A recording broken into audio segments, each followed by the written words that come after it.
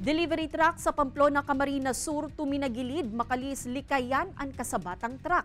Mantang rider sa Catanduanes, Gadan makalihis mawaraning kontrol sa pigmamaneho kaining motorsiklo. Iniasinan iba pang detalye aramunta sa pagtutok ni Chris Novello.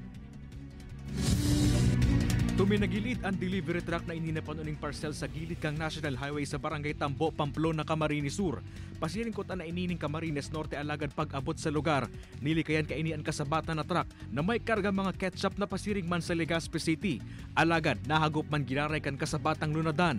Apwera sa nagtagilid na truck nakadiretso man sa kaduduutan na parte kan lugar ang sarong truck na nagsapo din man nalang danyos. Lugadan ang parehong driver kan mga lunadan na tulos man na idinilagan sa ospital. Dahil na naghampang sa kamera ang pahinante kan sarong delivery truck alagad susok sa pier nakahiling sa insidente. Harayo pa sana zigzag na ang dalagan kan nakahagop na lunadan.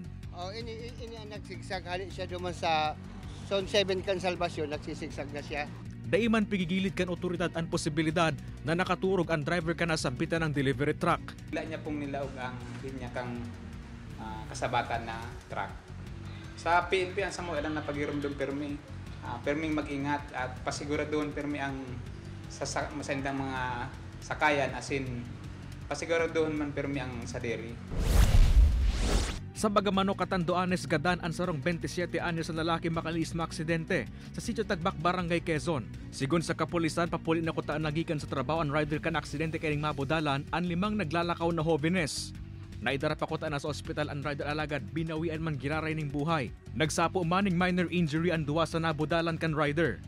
Kay Baran si Javel Obiso, Chris Novello, Balitang Bicolandia.